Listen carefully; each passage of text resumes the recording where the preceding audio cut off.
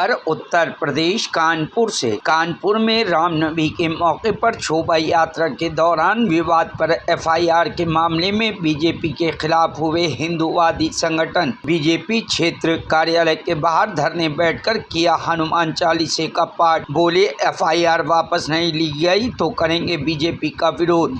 हिंदू संगठन हुआ भारतीय जनता पार्टी के खिलाफ कार्यालय के बाहर प्रदर्शन। पोस्टर पर लिखा, हिंदुओं की सरकार, हिंदुओं पर एफआईआर।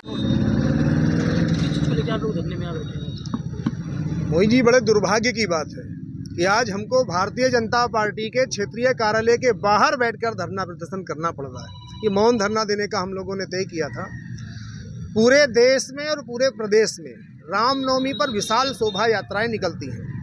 कानपुर महानगर के श्री रामलला रावतपुर का जो रामलला स्थान है, अयोध्या के बाद कानपुर में उनकी बड़ी मान्यता है।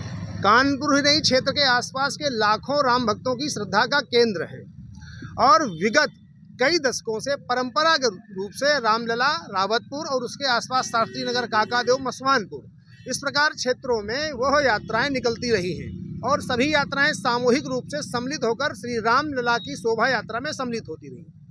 पहले भी निकलती रही, इस बार भी निकली, लेकिन इस बार कुछ अनोखी घटना हुई। अनोखी इस प्रकार से क्योंकि रामलला के जो ये यात्राएं थी, इनके रामनवमी के एक दिन पहले प्रशासन के द्वारा, स्थानीय पुलिस के द्वारा जितने भी लाउड स्पीकर थे वो सब हटवा दिए गए, जबरन उनको बंद करवा दिए गए, सीज करवा दिए गए और शोभा यात्रा के आयोजक हैं उन पर मुकदमे लगा दिए गए। एक दो नहीं, सैकड़ों की संख्या में इस प्रकार के मुकदमे और कई नामजद मुकदमे आज कानपुर महानगर के राम भक्तों पर दर्ज हुए। कानपुर महानगर में 7 विधायक हैं, 2 सांसद हैं, कई पार्षद और मेयर भी हैं। लाखों हिंदुओं के वो नेतृत्व प्रदान करते हैं और लाखों कानपुर के हिंदुओं को उन पर आस्था इसलिए है, वो अपने आप को सुरक्षित महसूस करते हैं कि हम रामलला रामनवमी का उत्सव मनाएंगे तो ये हमारी सुरक्षा करेंगे।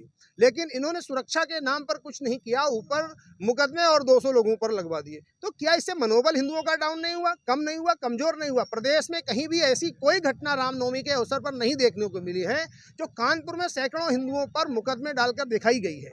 क्या यह षड्यंत्र था?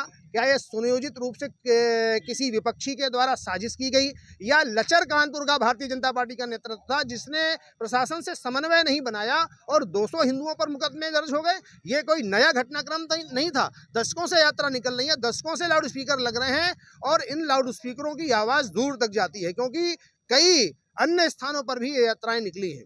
मेस्टन रोड की भी घटना हुई, उस पर भी मुकदमे दर्ज हुए। कुल मिलाकर आम हिंदुओं पर मुकदमे दर्ज हुए। तो आज भारतीय जनता पार्टी के कार्यालय पर हम केवल ये निवेदन करने आए हैं और ज्ञापन सौंपने आए हैं कि क्या कानपुर के 7 विधायक, 2 सांसद और कई पार्षद और मेयर तक अक्षम है कानपुर के हिंदुओं का नेतृत्व करने में? उन पर मुकदमे लग गए।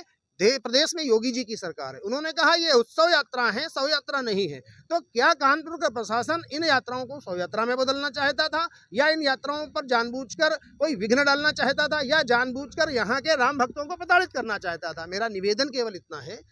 मैं आज कानपुर के इस क्षेत्रीय कार्यालय पर इसलिए आया हूँ कि माननीय राष्ट्रीय अध्यक्ष जी को यह निवेदन कर सकूँ, ज्ञापन दे सकूँ कि आपके नेतृत्व में, आपके संरक्षण में कानपुर का हिंदू समाज अपने आप की यात्राएं निर्बाध गति से आगे बढ़ाता रहे। इसलिए कृपया ये जो 200 मुकदमे हुए हैं, इनको वापस लेने की कृपा की जाए, प्रशासन से बात की जाए। इसलिए आज हम इस कार्यालय पर आए।